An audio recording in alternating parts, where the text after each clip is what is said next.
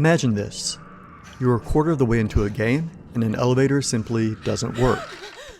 Or you're in a boss fight and you can't switch weapons or access your inventory. Or you're an achievement hunter and there are trophies that are bugged and impossible to get. In Tormented Souls 2, I experienced all those issues and more. The response was a patch that moved players' saves into another folder, causing panic because it looked like the saves were deleted. This was rolled back, and thankfully a beta patch was released that gave some temporary relief from the game's bugginess.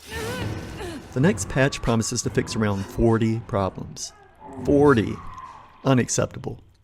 Someone greenlit shipping in this condition and that's not okay. It's almost insulting. So why do we do it? Why do we accept buggy games at launch as a way of life? We spend our hard-earned money on games we're excited about at premium prices, only to discover that they need another month of testing. Even the good ones ship with surface-level QA. It just doesn't have to be that way. I've beaten Tormented Souls 2 multiple times, and I've earned every achievement. My Steam profile is public and linked in the description if you want to see that for yourself. It's a great game. One of the better survival horror experiences I've had in a while. But the technical problems are impossible to ignore. Despite all that, I'm still going to recommend this game. I'm going to tell you which chainsaw and my rating system that it earns and where it fits in my tier list. Why put in so much effort? The answer isn't just one thing, it's everything working together, and it begins the moment you see Caroline and Anna aboard a train. Setting an atmosphere. The game opens with a cozy train ride to Villa Hesse, a remote Chilean town. Two sisters are traveling together. The older appearing one, Caroline, has told her younger appearing sister Anna that they're going to a spa retreat, but the truth is they're heading to a convent where Anna is to get specialized mental health care. She needs treatment for the trauma she suffered in the first game, and we'll get to that in a bit. While Caroline sleeps, her sister draws, except I don't know if I would really call it drawing. It's more like violent scribbling while her eyes are rolled in the back of her head. Anna draws truly horrifying images, and the bad part is that whatever she draws comes true. Are you okay? As soon as you arrive in town, the game's Chilean setting creates an immediate unfamiliarity. I like it when horror games are set in unfamiliar locations because otherwise some of the fear can get diluted by recognition. Villa Hesse, though, feels a bit alien, and that amplifies everything. The convent where you start the game is massive, with multiple levels, outdoor areas, a dilapidated prison, a torture museum, and a bunch of other unsettling locales, all interconnected in ways you discover through exploration. The Christian iconography makes for great horror fuel. Crucifixes, religious art, the architecture itself are all inherently grim when filtered through the right lens. The darkness becomes an enemy itself. Tormented Souls 2 is literally dark, making it hard to see in certain areas, even with the brightness turned up. That's intentional, because the dark will kill you.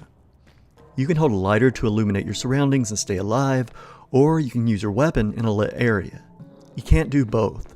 If enemies mob you in the dark, you have to run toward the light before you can fight back. Suddenly, you're strategizing in ways most horror games don't demand. Not only are you managing health and ammo, you're also managing positioning and light sources. The village itself is a fairly small area, but the verticality makes it feel much larger. Everything interconnects masterfully. You'll unlock shortcuts, discover new paths, and realize rooms connect in ways you didn't expect. There's a significant amount of backtracking, but once you learn the optimal routes, it doesn't feel like a slog. The exploration rewards you constantly with weapons, upgrades, healing items, ammunition, and lore. The game wants you to poke into every corner, so make sure you do that, even if it's scary and you just want to beeline it out of there. The game doesn't rely heavily on jump scares, but the few it has work. I almost had to change my underwear when I was making my way through an area where corpses were hung, and one of them dropped and made this guttural noise all of a sudden. Looking back, it was pretty obvious it was going to happen, but it was really effective in the moment. The real scares come through the environments themselves. The convent's imagery feels oppressive. The school section introduces anatomy mannequins and baby dolls that suddenly come to life and attack viciously. There are distant sounds of people screaming, and sometimes someone or something will bang on the door of the room you're in. I think that's more genuinely upsetting than placing a ton of jump scares for no reason. This isn't a game that makes you scream, it's a game that makes you tense, cautious, always aware that something could go wrong. That's harder to pull off than cheap jump scares, and Tormented Souls 2 nails it. But Villa Hess isn't as random as you might think. There's a reason Caroline brought her impossibly younger twin sister to this nightmare, and understanding that requires going back to where this all started, Winter Lake Hospital. Story and themes. Tormented Souls 2 is a direct sequel to the 2021 original. In that game, Caroline explored an abandoned hospital and discovered VHS tapes that let her travel through time. To save her long-lost sister, she manipulated the timeline, which is why Anna is 14 years younger than her, even though they're twins. That time manipulation came with consequences, and Anna's been struggling with severe trauma ever since. That's the real reason why they're in Villa Hess. When they arrive, things quickly go wrong. Caroline wakes up from a nap alone, only to realize that Anna's missing. Anna! Anna!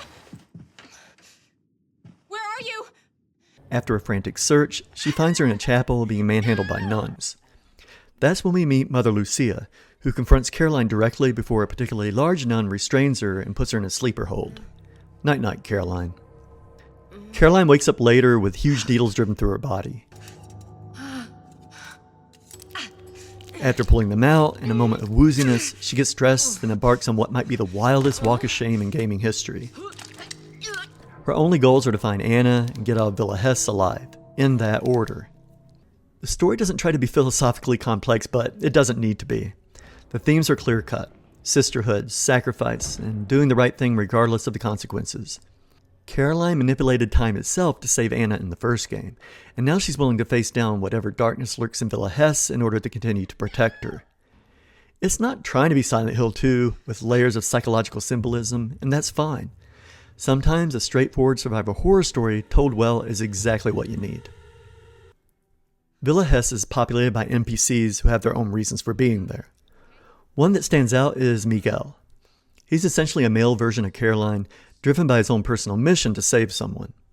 His story arc is compelling, and he plays a significant role in how things unfold. Around the midpoint, Caroline recaps the events of the first game during a cutscene with him, which helps orient players who skip the original. Lore items scattered throughout fill in the gaps and make the narrative click. The convent's dark history, Mother Lucia's motivations, and the gradual corruption of Villa Hess come together in a story more cohesive than a lot of games in the genre. Players are rewarded through exploration via documents, journals, and environmental storytelling. The more you learn, the more Mother Lucia makes sense as the game's antagonist. And speaking of Mother Lucia, she steals every scene she's in. But you're making a mistake. Oh, we know exactly who you are. There's no mistake. You are Caroline and Anna, the Wildberger twins. And we've been preparing for your arrival here for many years. Her voice acting is exceptional, with this strained quality that makes her genuinely menacing. She's not evil for the sake of being evil, her conviction is absolute, and that unwavering belief makes her terrifying. A compelling story gets you invested, but solid gameplay keeps you there, so fortunately, Tormented Souls 2 delivers on the mechanics front. Combat and mechanics. The fixed camera angles and tank controls immediately evoke classic Resident Evil. If you're worried about tank controls, there's only one puzzle that requires them, and it's brief, and it doesn't really require any skill. Combat offers solid weapon variety with both ranged and melee options. You're constantly making decisions about whether to fight through groups and burn resources, or run and risk missing something important. Boss fights have gimmicks, but they're the fun kind that feel like puzzles to figure out rather than cheap tricks. Enemy variety keeps things interesting. Standard undead shamble about, but then you encounter spider-human hybrids that are genuinely terrifying and tough to take down, especially in groups or when you're low on ammo for your stronger weapons. The school section throws animated anatomy mannequins and creepy baby dolls at you. The cemetery has ghosts that grab you and literally suck the life out of you. Each enemy type demands different tactics. Enemy placement keeps you on edge. It's not overwhelming, but it is unpredictable. You never know if enemies are tracking separately or if they're grouped together, and that uncertainty creates constant dread. You're also forced to decide whether you fight through and risk wasting resources, or run and potentially miss something important hidden in that room. As horror game fans, such is our calling. Combat has real nuance to it. You can't just blast away. For example, when an enemy drops from the ceiling, there's a brief moment where it's invulnerable, so you have to wait before attacking. Downed enemies might be stunned rather than dead, and the music actually clues you in on which is which. Also, if your weapon still auto-aims at a supposedly dead enemy, that means it's stunned. Let it recover, then finish it off. Different enemy types have different behaviors, and learning those patterns makes a real difference. Resource scarcity is brutal, especially on the highest difficulty. It's worse than most survival horror games I've played. Even when using a guide to collect every piece of ammo and every healing item in the game, I still found myself resorting to melee weapons during the final boss fight. That's how tight things get. I think the devs could have been a bit more generous here, maybe offering a little more ammo and healing items at the final checkpoint than what is currently available. The game is puzzle heavy. You'll need either a great memory or a phone full of screenshots. If you see a picture or a diagram, you should take a pic. You might need that information several puzzles later. There were a couple of really clever ones that made you feel kinda smart for getting them right. One of the numerous candle puzzles you need to solve to make it to the other side, a kind of otherworld, requires a bit of math, for example. I'm a nerd. Difficulty settings actually matter here. Assisted mode gives you the most resources, autosaves at checkpoints, and regenerates your health from danger to caution automatically. Standard reduces resources and switches to manual saves with a limited number available. Enemies also take more damage to bring down. Tormented cranks everything up even further with fewer resources, including healing items that become rare and restore less health. There are fewer manual saves, and enemies are significantly tougher and deal more damage. Choose wisely based on how much punishment you want to endure. All those difficulty tweaks and resource decisions play out across some genuinely impressive environments.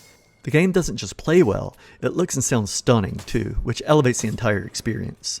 Visuals and audio. The graphics in Tormented Souls 2 are incredible, a massive upgrade from the first game. The developers clearly put love into this. The art direction works perfectly with the visuals to create something special. Even your own shadow can fool you and make you think something's following you when it's just you all along. I can't think of another modern horror game doing what Tormented Souls 2 does. Games like Crow Country went for that deliberate PS2 aesthetic, and plenty of others use fixed cameras, but nothing else combines this level of graphical polish with genuine fixed camera perspectives and old-school survival horror design. The visuals here rival big game studios, and that's not an exaggeration. Every major area is visually impressive for its own reasons. The convent scope is genuinely surprising. As I mentioned previously, there's a prison, there's a museum, there's all sorts of places you wouldn't expect. The school looks grand and imposing, the kind of place that was clearly a source of pride for the community before everything went to hell. The environmental storytelling works through the visuals too. Like occult symbols drawn in what looks like blood on the walls and floor, the kind of imagery you'd expect from evil rituals or even satanic worship. The enemy designs are solid, with good variety for a game this size, and they're genuinely scary. The mannequins that suddenly reveal chainsaw blade hands are nightmare fuel. The ghosts draining your life force create a horrifying visual, and the sound of babies cooing as they tunnel towards you to kill you is deeply unsettling. A really cool detail about the graphics is what the shinies look like. They're not just glowing orbs, you can actually tell which item you're picking up before you do so. The audio design is just as strong. The music fits perfectly, creating real atmospheres throughout. When an enemy spots you, the music shifts to this unmistakable terror, the kind that makes your throat close up, and before you know it, you realize you haven't breathed in a bit. Save rooms have this melancholic yet comforting music that you quickly start to associate with safety, with the absence of danger. It's pure relief. Every movement creates sound.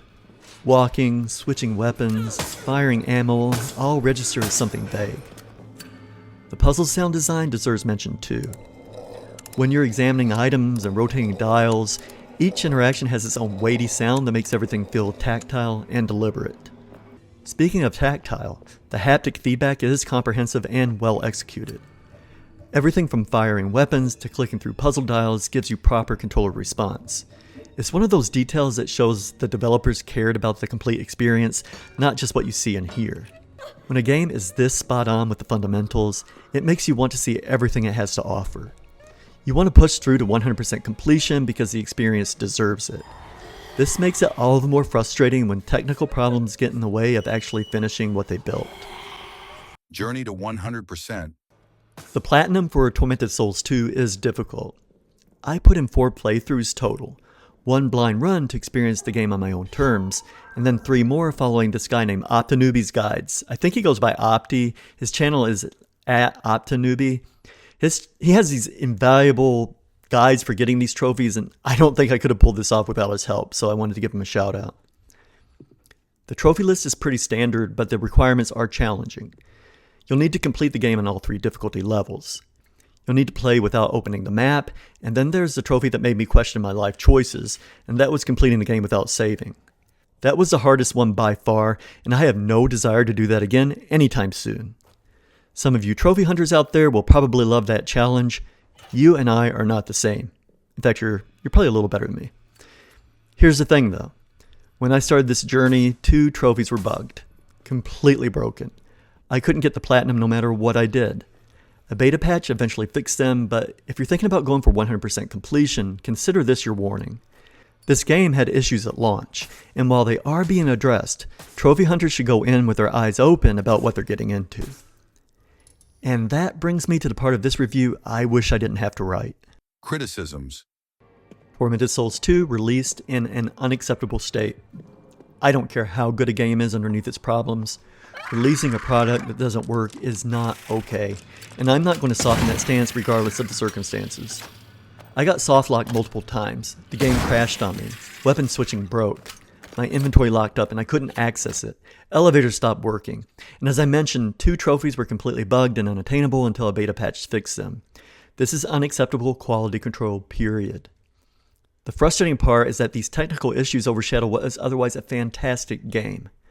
When Tormented Souls 2 works, it's incredible, but the fact that I have to qualify that with when it works is the problem. Now, there's one more design choice that might actually bother some players, though it didn't bother me. The boss fights are, and I think I said it before, they're gimmicky. They're essentially puzzles rather than standard combat encounters. Personally, I enjoyed figuring them out. Each boss felt like solving a unique challenge rather than just dodging and shooting. But if you're expecting straightforward boss battles where you learn attack patterns and fight, you might find this approach frustrating or even unsatisfying. That's really it for actual design criticism. Everything else about this game ranges from good to excellent, which makes the technical problems all the more infuriating because they didn't need to be there. So where does that leave us? Final judgment. Here's the truth. In a properly functioning state, Tormented Souls 2 would be a platinum chainsaw game. It's that good. The atmosphere, the puzzles, the combat, the visuals, the audio design, everything comes together to create one of my favorite recent horror gaming experiences. This is the kind of game that reminds you why you fell in love with survival horror in the first place. But I can't ignore what happened at launch. I can't pretend the game-breaking bugs, the soft locks, the crashes, and the broken trophies didn't exist just because a patch eventually fixed them. That's not how this works. Tormented Souls 2 earns a gold chainsaw. The fact that it's still earning gold despite everything I just complained about should tell you how exceptional this game is when it actually works. Most games with this many technical problems will be looking at a used chainsaw or worse, but the core experience here is too strong to dismiss. If you're a die-hard fan of fixed camera Resident Evil games, you need to play it. But wait until it's fully patched. Don't jump in until you're confident the technical issues are resolved. This game deserves to be experienced properly, not through a haze of frustration and crashes. I did try playing it on Steam Deck and it was a bit of a letdown. I had to downgrade settings, which you usually do when it's highly graphical, just to make it playable, which made everything look unrefined. I just didn't enjoy the experience. The gold chainsaw accounts for everything. The highs, the lows, and the unacceptable technical state at launch. But my chainsaw ratings and my horror tier rankings measure different things entirely. Tier placement. When this game is firing on all cylinders, it delivers exactly what classic survival horror fans have been craving. The atmosphere is oppressive, the tension is real, the darkness mechanic creates genuine dread. The puzzles make you think, the combat feels dangerous. Every element works together to create an experience that belongs in the upper echelon of the genre. The technical issues keep it from being a perfect game, but they don't diminish what it accomplishes as a horror experience. This is one of the best examples of fixed camera survival horror in years, and it deserves recognition for that achievement. Tormented Souls 2 earns its place in the S tier. That's it, guys. Write your scary thoughts in the comments, and please make sure you like and subscribe so I can stay motivated to bring you more thoughtful commentary on horror games. Be safe, check your closets and under your beds before you go to sleep, and I'll be back soon.